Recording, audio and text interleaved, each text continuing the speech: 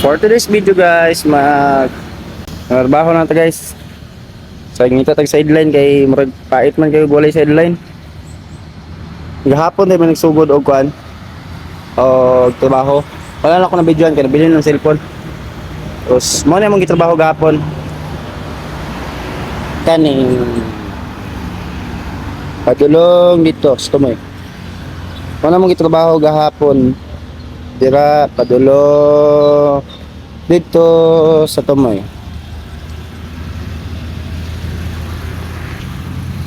Sideline natin trabaho guys kay pait man.